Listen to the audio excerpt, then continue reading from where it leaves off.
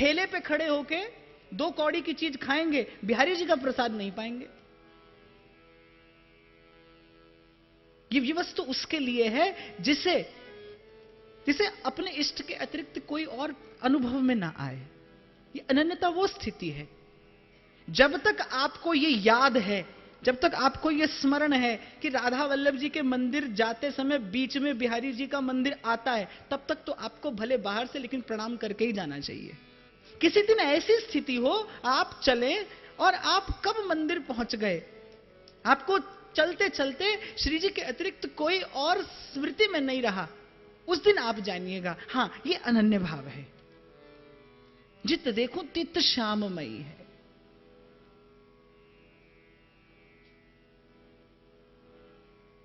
तो दृढ़ता की भूमि कि भजनी ऐसो चाहिए छुटे न मन की चाल, कबहू तो थोरो भजन कबहू होत विशाल। कभी कभी मन एकदम नीरस हो जाता है, शुष्क हो जाता है, किसी भी प्रकार भजन में नहीं लगता। और कई बार आप संसार के विषय में उलझे, उस समय भी मन हो सकता है भंवरा बनकर चरण चंचुरिक बना हो श्री प्रिया जी के चारों चरणों का, ऐसा भी संभव है। क्योंकि यदि माने तो जी देकर जी के सुख दुख की चर्चा किस मुख कहिए, हृदय तो हृदयेश का धन है। गोस्वामी तुलसीदास जी ने कहा कि बोले प्रभु ये मन आपका मंदिर है और काम क्रोध लोभ मोह असूया निंदा द्वेष ये सब चोर इसको लूटने में लगे हैं। ठाकुर जी मौन रहे। तुलसी बाबा ने कहा कुछ तो कहो। तो भगवान ने कहा हम आधी अधूरी बातों का उत्तर ही नहीं देते। तो बोले हमने क्या आधी अधूरी बात कही, कहते तो हो कि मन तुम्हारा मंदिर है, तो चोरों की चिंता तुम्हें क्यों है? हमारा मंदिर है तो हम देखेंगे, तुम आनंद करो, तुम सुधा सट राम राम कहे चले जाओ, मन हमारा मंदिर है इसकी चिंता हमें करने दो। तो दृढ़ता ऐसी रसना कटऊं जो अनरटऊं निरख अनफुटों ने श्रवण फुटों जो अनसुनो बिन राधा जस कैसी सुंदर अनन्यता। रे मन वृंदा विपिन निहार, यद्यपि मिले कोटि चिंतामणि तोहु न हाथ पसार, और विपिन राज सीमा ते बाहर हरि हूं को न निहार। गोस्वामी नागरवर जी के एक शिष्य हुए गोविंद दास जी, बड़े शूरवीर थे, धर्मपरायण। और मुझे तो ऐसा लगता है कि ठीक कहा है बिल्कुल, संतवाणी कहती है कि जहां के हृदय सांच है तहां के हृदय आप। जिसके हृदय में सत्य होगा उसके हृदय में सर्व सद्गुण आएंगे। जिसके जीवन में, अच्छा एक और बात मैं कहता चलूं, सत्य के लिए प्रयास की नहीं, सत्य के लिए आग्रह की आवश्यकता है। आपके जीवन में सत्य का आग्रह हो, केवल प्रयास नहीं। सत्य परम तत्व है, भिक्षा में नहीं मिलता, उसके लिए पुरुषार्थ अपेक्षित है। आपको पुरुषार्थ करना पड़ेगा, आपको बार बार लड़ना पड़ेगा संसार से, लेकिन भरोसा रखिएगा यदि आप सत्य का बल लिए हैं, अपना मान टले टल जाए, भक्त का मान ना टलते देखा, प्रबल और जो झूठ कहता है वो तो स्वयं से प्रेम नहीं करता, प्रभु से क्या करेगा? उसे तो स्वयं से प्रेम नहीं है, वो तो आत्मघाती है। जिसके जीवन में असत्य है वो आत्मघात करता है, वो प्रज्ञा का अपराध करता है। तो दामोदरवर जी के शिष्य नागरवर जी के, श्री नागरवर जी के शिष्य गोविंददास जी, और बड़े शूरवीर नीतिज्ञ धर्मपरायण, बादशाह के बड़े प्रिय, एक बहुत बड़े सूबे के मनसबदार, मुरली बहुत अच्छी बजाते थे। उनका नियम था कि नित्य प्रति 3.25 घंटे अपने इष्ट की अष्टयाम सेवा की भावना से निवृत्त होकर फिर अपनी नौकरी पर जाया करते थे। और दृढ़ता और अनन्यता के बीच में जो ये रसिकता है, इसका मूर्तिमान स्वरूप सेवा है। रसिकता अर्थात भोर से सांझ और सांझ से भोर सेवा की भावना, सेवा की लालसा। ये हमारे यहां पर मंगला के पद होते हैं ना, उत्थापन का जब पद होता है तो सखी कहती है ये कर अरबरात, कि सखी अब मेरे हाथ मचल रहे हैं सेवा करने के लिए, बड़ी देर हो गई, बड़ी अवार हो गई, युगल सोए हैं। सुबह सुबह कितनी होड़ है सखियों में युगल को जगाने की। तब एक सखी कहती है, अरे अभी नेक सोए हैं अलसाए। भोर का समय है, लता रंध्रों से सूर्य की किरणें जा रही हैं सघन कुंज के भीतर। अब गहरी निद्रा में हो, कोई एक साथ आकर 3-4 बल्ब जला दे तो कैसे आंख चुंधिया जाती है ना एकदम से। ऐसी सखियां दर्शन करती हैं, सिट पिटात किरणन के लागे। सूर्य की किरणें जाकर स्पर्श की हैं और उठ ना सकत, लोचन चक चौंधत, ऐच ऐच ओढ़त बसन दो जागे। सखियां वस्त्र हटाने का किंचित प्रयास करती हैं और युगल फिर से वस्त्र खींच लेते हैं। और नागरीदास जी कहते हैं कि अरे मत को बोलो, जाओ जिन आगे, कुछ मत कहो, शांत रहो। देखो तो युगल अभी निद्रा के सुख में हैं, अभी उन्हें अपने इस आलस्य का सुख लेने दो। और ये तो सखियों के नैन जानते हैं कि उस अलसाई सी छवि की क्या शोभा है। पूर्व भी कई बार चर्चा हुई कि ये वो देश है जहां श्रृंगार नहीं, जहां विगलित श्रृंगार सुंदर लगता है, जहां विगलित श्रृंगार की शोभा है। मरगजी माल शिथिल कटिबंधन,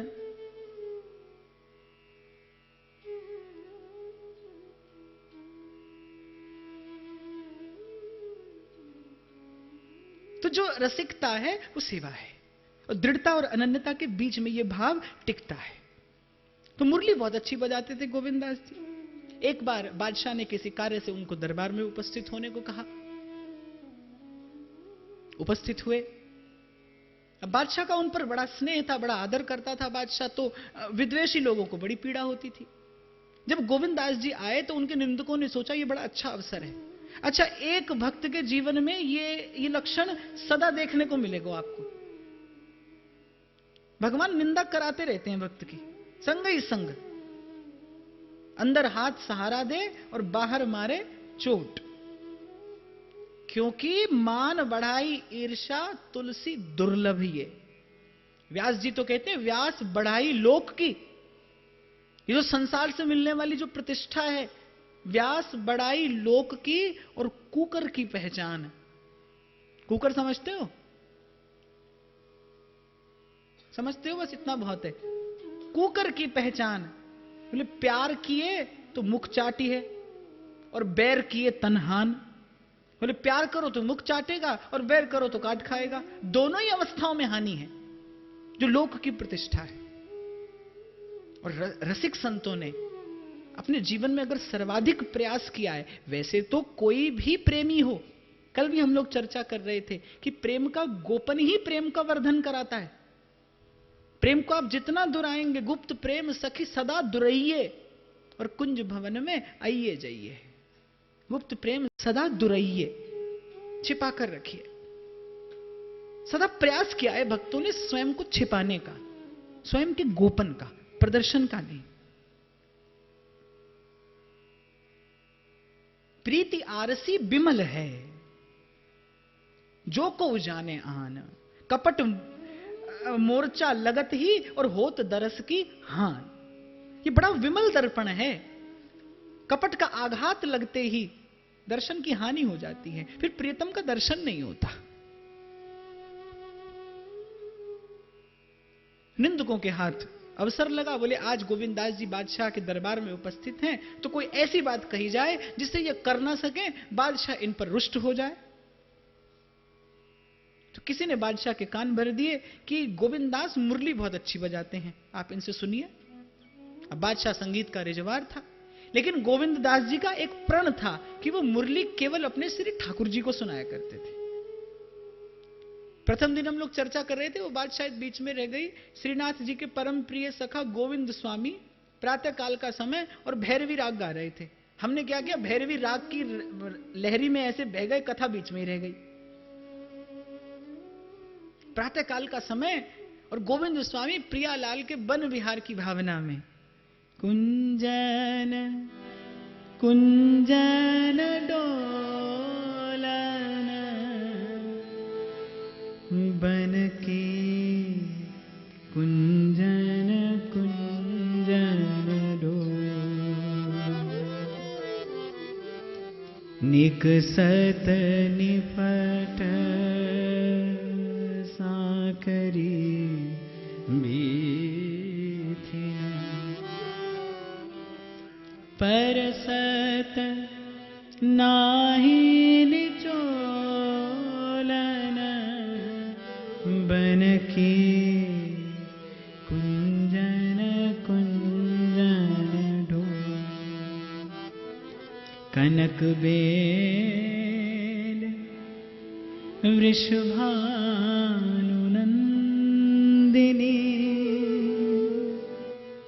कनक बेल वृषभानुनंदिनी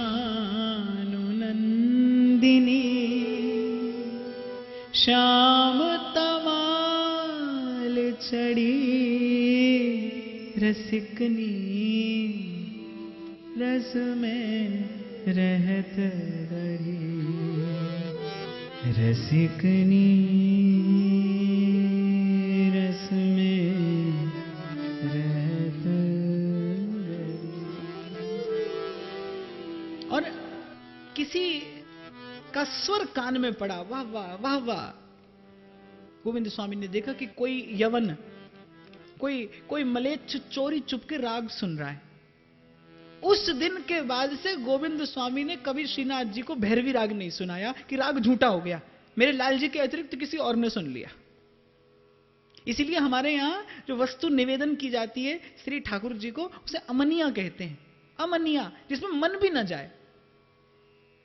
हमारे बाबा आए श्रीनाथ जी से, ये जानते हैं कि श्रीनाथ जी का जो रसोईया होता है ना, उसे इतना खिला देते हैं श्री ठाकुर जी की रसोई बनाने से पहले, उसे इतना खिला देते हैं कि उसे भोजन को देखकर ही अरुचि हो जाए कि ठाकुर जी की रसोई बनाते, लाल जी की रसोई करते, उसका मन भी स्पर्श ना करे उस वस्तु को।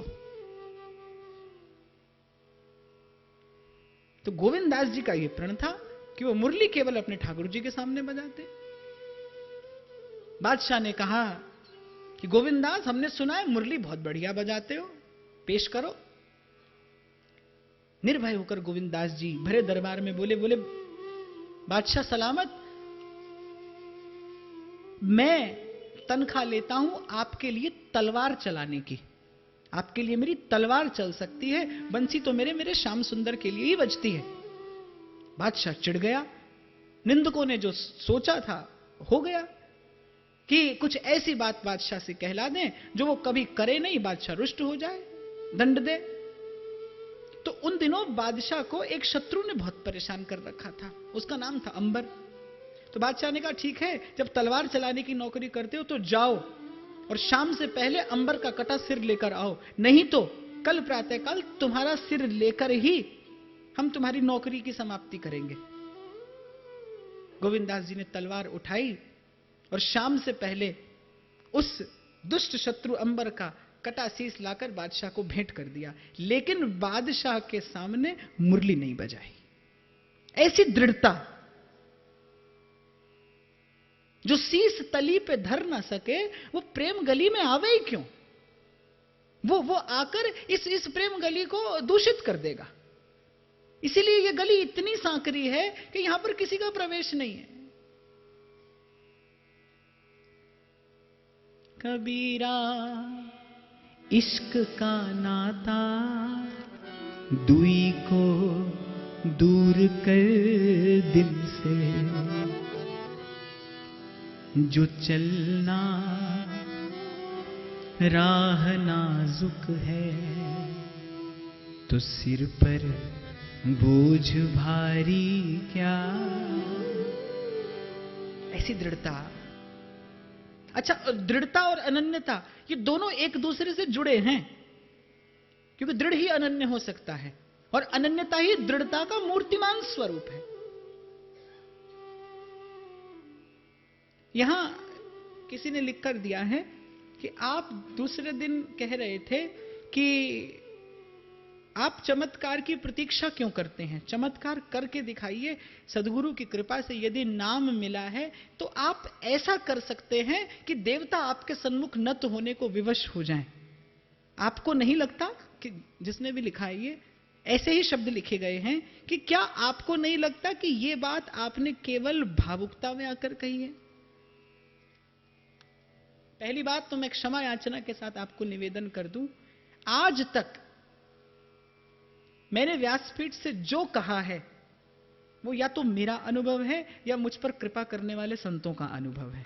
मैंने अपनी कोई बात कभी यहां से कहने का दुस्साहस नहीं किया।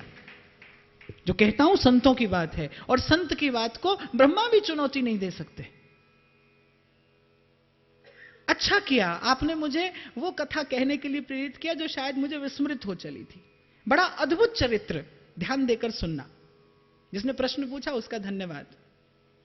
आपके कारण बहुत लोगों को वो कथा सुनने का प्रसाद मिलेगा। श्री राधा वल्लभ संप्रदाय में नाद कुल भूषण हुए हैं श्री सेवक जी महाराज, जिनकी वाणी इस संप्रदाय का भाष्य ग्रंथ है, आचार संहिता है कि एक रसिक का आचरण कैसा हो। वो एक कसौटी है जिस पर खरा उतर कर ही रसिक रसिक कहलाने योग्य होता है। सेवक वाणी जो नहीं जाने तिनकी बात रसिक नहीं माने। और उनकी कथा आप सब लोग जानते हैं कि रसिकों का संग मिला। वृंदावन से कुछ रसिक भ्रमण करते करते उनके ग्राम में पहुंचे, भाव संक्रमित हुआ। और मैंने अभी कहा कि सूर्य कांत मणि पर सूर्य की किरण पड़ जाए तो स्वर्ण झर जाता है। दोनों का हृदय तैयार था, भजन भावना के योग्य था। दो भैया रहकर भजन करते थे, एक तो श्री सेवक जी महाराज और दूसरे थे चतुर्भुज दास जी महाराज, अनन्य भक्त श्री कृष्ण के। वृंदावन के रसिकों के मुख से जब रसरीति सुनी तो मन मयूर श्रवण करते नृत्य करने लगा। उस श्रवण ने सब मंगलों का विधान कर दिया उनके जीवन के। उस श्रवण ने मन जो था वो राधा वल्लभ लाल के श्री चरणों में लाकर निवेदन कर दिया, केवल उस श्रवण ने। सेवक जी ने तो वहीं अपने प्रेम के बल से, अपने उस उत्कट व्रत से श्री महाप्रभु जी को प्रत्यक्ष कर लिया। लेकिन चतुर्भुज दास जी वृंदावन आए। उस समय आचार्य पीठ पर श्री महाप्रभु जी के ज्येष्ठ पुत्र श्री वनचंद्र जी महाराज विराजमान थे। उन्होंने आकर उनसे दीक्षा एवं उपासना का रहस्य प्राप्त किया। श्री हरिवंश नाम में उनकी अद्भुत निष्ठा थी, अनन्य निष्ठा। हरिवंश कहूं, हरिवंश सुनो, एक शब्द हरिवंश नाम राख्यो समीप कर। एक बात मैं आपको चलते चलते और निवेदन कर दूं कि ये श्री हरिवंश केवल किसी आचार्य का नाम मात्र नहीं है, नित्य विहार का बीज मंत्र है ये। और जैसे केवल एक बीज मंत्र समग्र अस्तित्व को बांध लेने में समर्थ है, केवल एक बीज मंत्र, एक शब्द ब्रह्म, ये 4 अक्षरों का बीज मंत्र, विद्या हरिवंश मंत्र चतुरक्षर जपत सिद्धि भव उद्धरणम। महाप्रभु संकेत करते हैं पराविद्या साराधेति सदा हृदय स्फुरतु में विद्या परा 2 अक्षरा। कि 2 अक्षरों की जो पराविद्या राधा है, जो आधार का भी आधार है। कृष्ण हूं को तत्व राधा रानी जी को नाम है। ब्रज के संत कहते हैं लोकन को लोक मैंने एक ब्रिज लोक देखो, और ब्रिज हूं को तत्व श्री वृंदावन धाम है। वृंदावन धाम हूं को तत्व साधु संत जन, संतन को तत्व गोपी ग्वालिनी को नाम है। ग्वालिन को तत्व प्यारो कृष्ण घनश्याम जहां, तहां कृष्ण हूं को तत्व राधा रानी जी को नाम है। याते परे फिर न और कोई भजन न और कोई सुख। देखो माई सुंदरता की सीमा, जिससे परे कुछ और नहीं है। तो ये श्री हरिवंश नाम जो है, आज भी बहुत लोगों को श्री जी की शरणागति मिली। तो देखो भाई, यहां के रसिकों ने आज्ञा दी है, प्रथम नाम हरिवंश हित रट रसना दिन रहे। आप जब नाम जपे तो आपका सर्वतो भावेन समर्पण हो केवल नाम के प्रति। कि नाम अपने आप में, नाम श्रेष्ठ साधन नहीं है, नाम केवल श्रेष्ठ साधन नहीं है, नाम परिपूर्ण साधन है। नाम का आश्रय लेने वाले को किसी अन्य आश्रय की आवश्यकता नहीं। उसके पग पग पर नाम से उत्पन्न प्रकाश ज्योति स्तंभ बनके उसके पथ को आलोकित करता चलता है। संतों का अनुभव है। कितनी सुंदर बात तुलसी बाबा कहते हैं, राम नाम मणिदीप धर, जीव दे हरि द्वार, तुलसी भीतर बाहरों जो चाहस उजियार। तभी तो सेवक जी कहते हैं एक शब्द हरिवंश नाम राख्यो समीप कर, और बाकी सब ले जाइए, बस एक ही शब्द मेरे पास रहने दीजिए। हरिवंश रसायन पीवत हैं, हरिवंश कहें सुख जीवत हैं। तो नित्य विहार का बीज मंत्र है प्रिया प्रीतम वृंदावन सहचरी, और उनका नित्य विलास, उस परम रस का विलास इस नाम में छिपा है। जैसे बीज में वृक्ष, वृक्ष के तरु, तरु के शाखा, पत्र, पुष्प, फल, और फिर फल में रस, और फिर पुनः कहीं रसोपार्जन करने की क्षमता, ये सब इस एक नाम में छिपा है। आपने अगर कहीं गंगोत्री का दर्शन किया हो, किया है, कुछ लोगों ने किया होगा, तो आप देखेंगे बड़े छोटे से उद्गम स्थल से भगवतपदी गंगा का आविर्भाव होता है, उद्भव होता है। उस गोमुख को देखकर कोई कल्पना भी शायद न कर पाए कि कहीं जाकर गंगा ऐसा विशाल रूप धारण कर लेती, उसको देखकर। ठीक जो इसी प्रकार जो ये श्री हरिवंश नाम है, ये समझ लो गोमुख है। इससे भाव की वो मंदाकिनी प्रवाहित होती है कि जो है यहां का सोना अनंत का, दंपति पानी पागे है, और इस दर का जो भिखारी, उससे सब जग भिक्षा मांगे है, भोली सखी कहती है। तो हरिवंश नाम में उनकी बड़ी अद्भुत अनन्य निष्ठा। श्रीमद् भागवत की कथा कहते थे, क्योंकि इस भाव की भूमि को तैयार करने के लिए पहले श्रीमद् भागवत इसलिए आवश्यक है कि श्रीमद् भागवत की कृपा से पहले वस्तु का निर्धारण हो जाए कि श्री कृष्ण कौन है। यहां राधा रानी के चरणों में लुंठित होने वाला वो घनश्याम कौन है, ऊपर वाला नहीं। क्या देख रहे हो? अरे यहां इतना रस बरस रहा है, देवताओं की भी इच्छा होगी वो भी रस बरसा दे, रस में रस हो जाए, उत्सव में उत्सव हो जाए।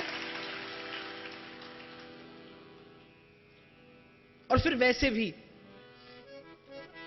सेवक जी महाराज कहते हैं, जैसे ही हरिवंश नाम लेता हूं, हरिवंश भरोसे भय निडर, सुनित गर्जत हरिवंश बल।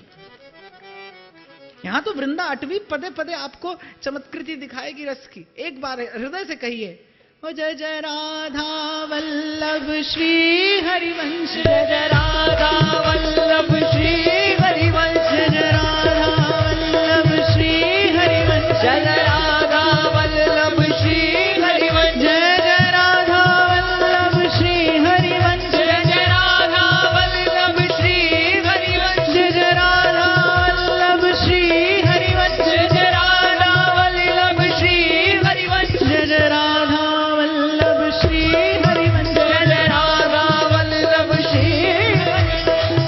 अच्छा, एक और बहुत बढ़िया बात है गई, आज कोई बीच में तो उठ के ना जाएगा, है ना? अब सही है।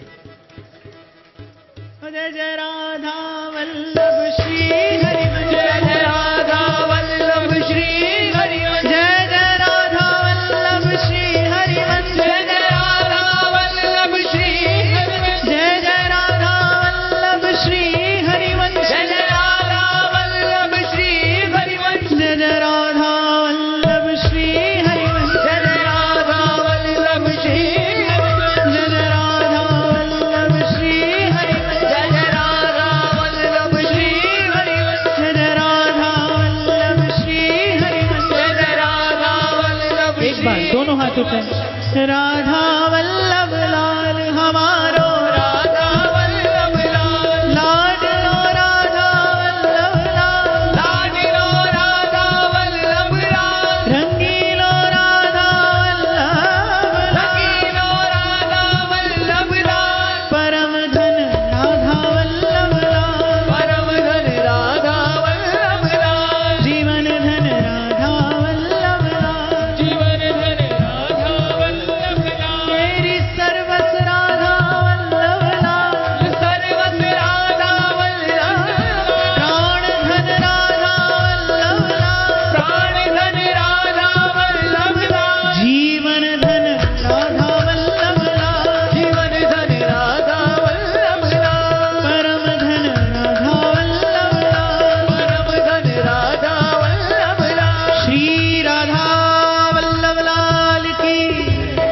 श्री महाप्रभु हरिवंश चंद्र जी महाराज की जय, वृंदावन धाम की जय, जय जय श्री राधे।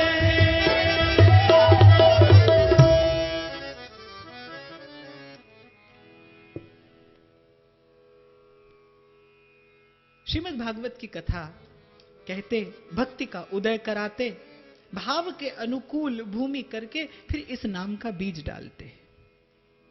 साधु स्वभाव, इतने गुण जामे सो संत। कैसा होता है संत, कैसा होता है साधु?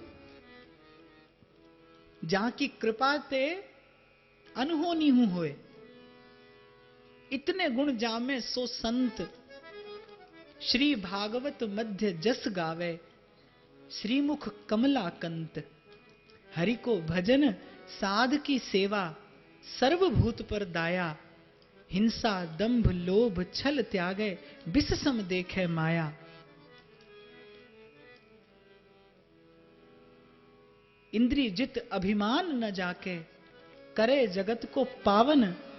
और भगवत रसिक तासु की संगति, तीनों ताप न सावन। इतने गुण जामे सो संत। धीरज सहित विवेकी, और तृष्णा दंभ लोभ छल त्यागे। गहे अनन्य व्रत एकी। सहनशील आशय उदार अति, धीरज सहित विवेकी। अनन्यता उदारता के साथ ही सुशोभित है। अन्यथा अनन्यता दूषण हो जाएगी। मुद मंगलमय संत समाजु, जुग जग जंगम तीरथ राज।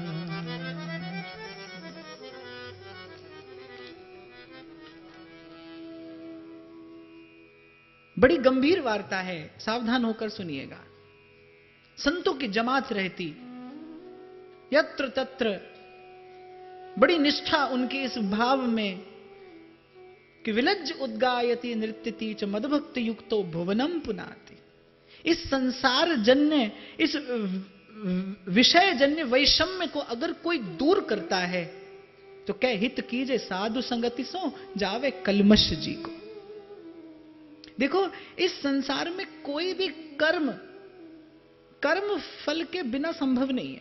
जैसे अग्नि की शिखा बिना धूम्र के संभव नहीं है। अग्नि शिखा है तो धूम्र भी होगा, निश्चित रूप से होगा। ऐसे कर्म है तो कर्म का फल होगा, शुभ किंवा अशुभ, लेकिन दोनों होंगे। एक संत की कृपा से वो निष्कामता प्राप्य है। ए गुण साधनते नहीं हुई, तुम्हारी कृपा पाओ कोई कोई। निष्कामता प्राप्य है एक केवल संत के अनुग्रह से, जो कर्म को कल्मश रहित कर दे, जो आपकी एक एक क्रिया को, आपकी एक एक वृत्ति को बलात्, तभी तो सहजोबाई बलिहार जाती है। हरि तो कुटुंब जाल में घेरी, गुरु ने काटी ममता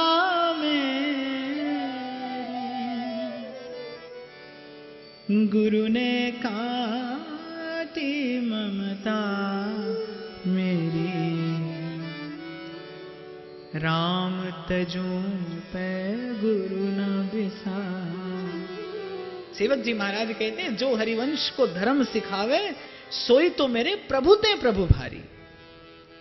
ध्रुवदास जी तो एक स्थान पर ऐसा संकेत करते हैं कि कोई आप अपने श्री ठाकुर जी की श्री अंग सेवा कर रहे हैं, जो वैष्णवों का प्राण है।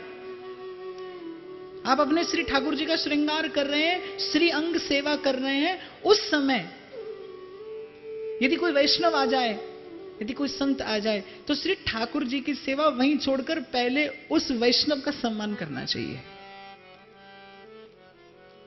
गोसाई विठल नाथ जी श्रीनाथ जी का श्रृंगार कर रहे थे जतिपुरा में। वृंदावन की रसिक मंडली, जिसमें रसिक अनन्य नृपति श्री स्वामी हरिदास जी महाराज भी थे।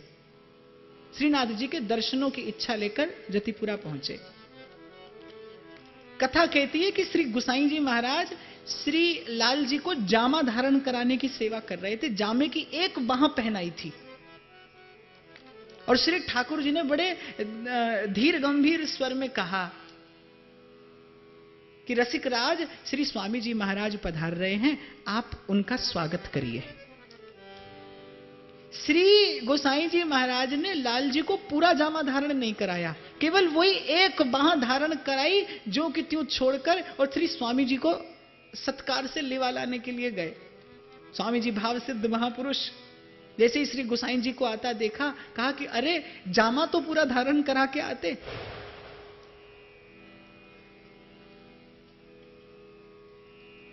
अरे जामा तो पूरा धारण करा के आते। श्री गोसाई जी ने कहा कि श्री लाल जी की परम प्रेममयी सेवा करने का मुझे फल तो आज प्राप्त हुआ, श्री ठाकुर जी की वाणी श्रवण करने को मिल गई आपके पधारने के कारण।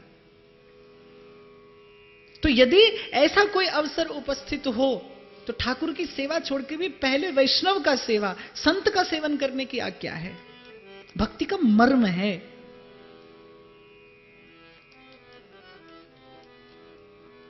भगवत संगी संगस्य मर्त्यानाम किमुताशिष, मर्म है भक्ति का। तो अनेक अनेक संतों को संग लिए त्रिभुवन को पवित्र करते, चरई वेती, आज यहां कल वहां, और जहां जहां जाते वहीं आनंद बरसता। संत क्या है, हम दीवानों की क्या हस्ती, आज यहां कल वहां चले और मस्ती का आलम साथ चला, हम धूल उड़ाते जहां चले। शायर कहता है कभी इन फकीरों से दोस्ती करके देखो, कभी इन फकीरों से दोस्ती करके देखो, ये गुर सिखा देंगे बादशाही के। ये ऐसे फकीर ये गुर सिखा देंगे बादशाही के, ये मौज में रहना सिखा देंगे, ये मस्त रहना सिखा देंगे, ये उन्मत्त होना सिखा देंगे। और एक शब्द में यदि मैं कहूं तो ये जीवन जीना सिखा देंगे। अभी तक तो आप जीवन बिताते आए हैं, अभी तक तो जिंदगी कट रही है, ये आपको जीवन जीना सिखा देंगे। किस भाव के शिखर पर रसिक हृदय जीता है। स्वर्ग ना इच्छाएं और नरक ना डरें, मान अपमान बहाए दिए, जिए एक गुमान प्रिया जो कुचे।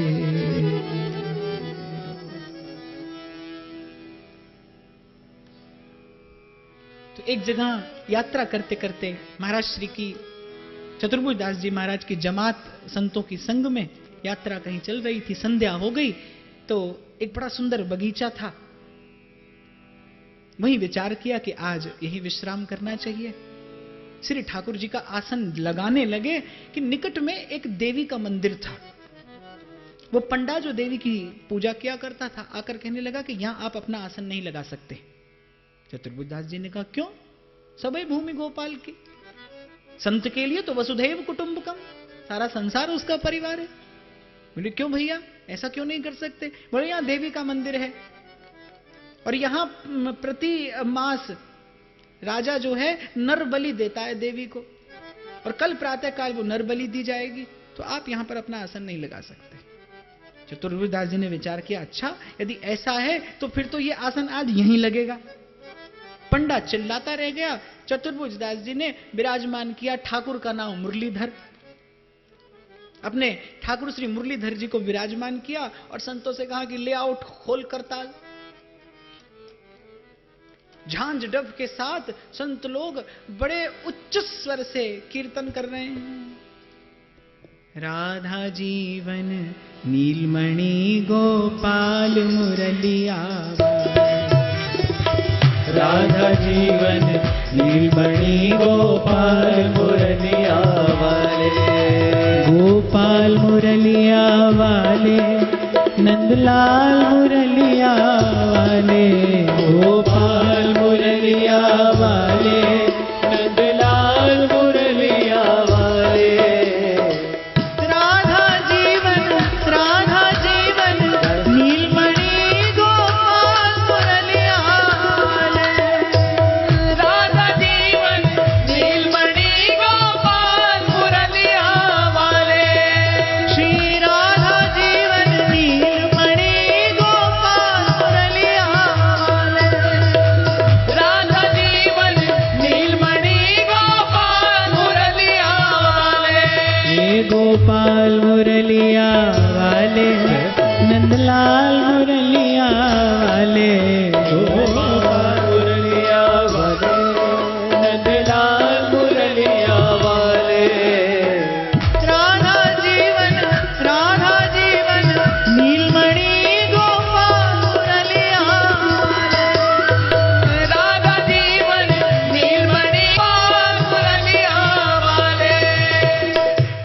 अब जो पंडे पुजारी थे वो बेचारे खिसियाते रहे,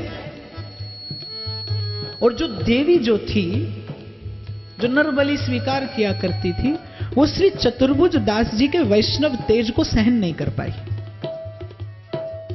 अगले दिन राजा आया, जिस मनुष्य की बलि दी जानी थी ब्राह्मण का पुत्र था, उसका परिवार बेचारा करुण क्रंदन कर रहा था। संत को देखा, आशा जगी मन में। उस ब्राह्मण पुत्र के जिसकी बलि दी जाने वाली थी, उसके परिवार के जन, उसके सुहृद जन लौट गए चतुर्भुज दास जी के चरणों में।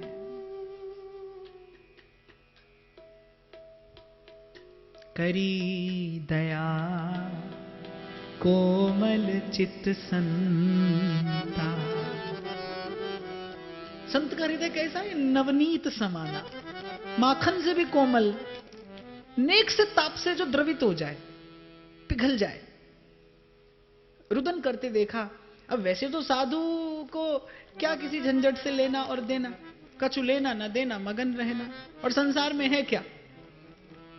हानि लाभ, यश अपयश, यही तो संसार का लक्षण है। पर संत के हृदय में दया उपजी, क्योंकि यहां अनाचार हो रहा था। और शास्त्र आज्ञा करता है कि यदि कहीं अन्याय होता हो, यदि कहीं अनाचार होता हो, अत्याचार होता हो, तो या तो उसका दमन करे, उसे रोके, अन्यथा वो स्थान छोड़ के चला जाए, मौन होकर देखता ना रहे। असत्य की वृद्धि होते देखना यह सत्य की अवज्ञा है, यह सत्य का अपराध है। मैंने कहीं एक पंक्ति लिखी हुई पढ़ी थी, बड़ी अच्छी लगी कि बुरी बात यह नहीं है कि बुरे लोग अधिक हैं, बुरी बात यह है कि अच्छे लोग मौन रहते हैं, उनके जीवन में सत्य का आग्रह नहीं है। जीवन तो आज नहीं तो कल जाएगा ही, क्यों नहीं सत्य के लिए जाए? आपको मैं कैसे अनुभव कराऊं कि सत्य कितना बड़ा संतोष देता है, सत्य कितनी बड़ी ऊर्जा देता है। वो सारे संसार से लड़ जाने की सामर्थ्य आपको दे देगा एक अकेला सत्य। आपको कोई रत्ती भर डिगा नहीं पाएगा। आप इतने समर्थ हो जाएंगे केवल अपने जीवन में सत्य को धारण करके।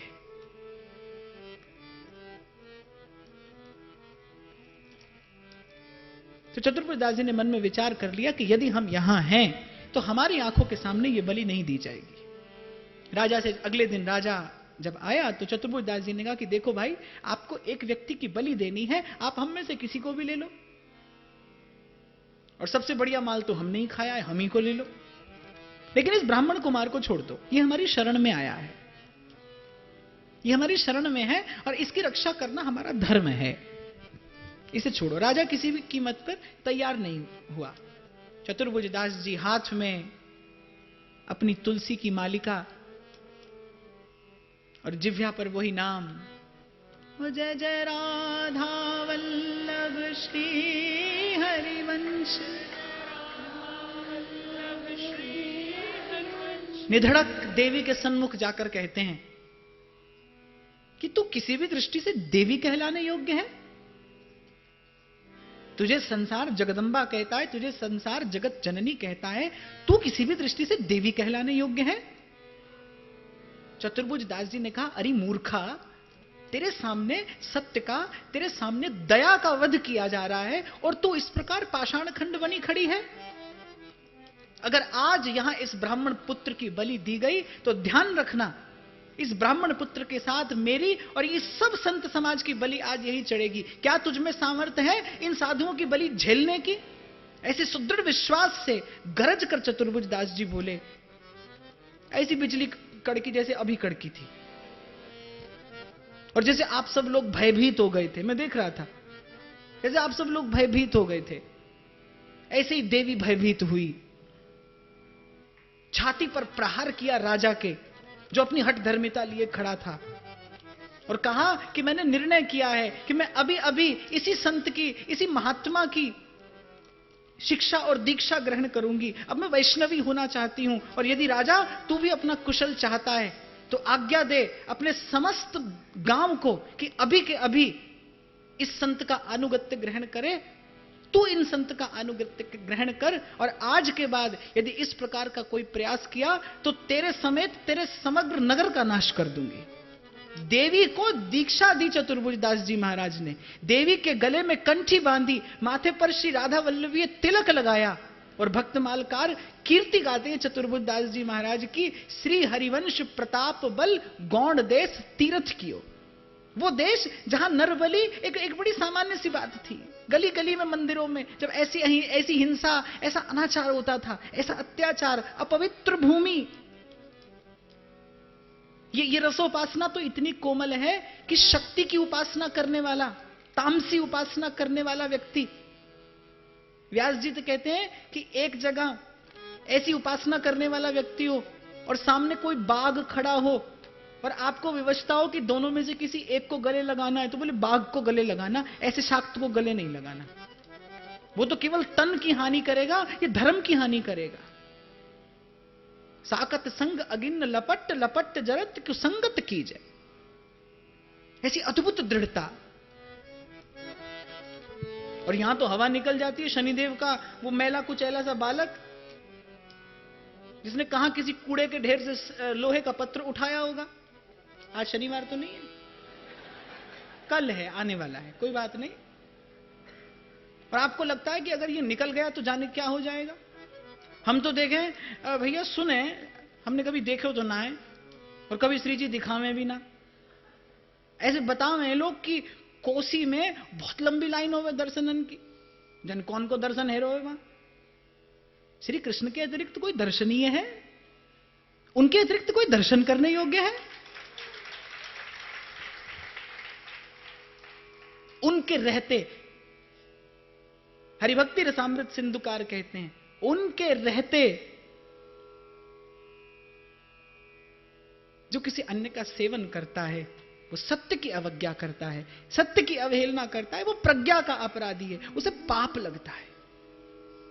जय जय वृषभानु दुलार की जय, दोनों हाथों से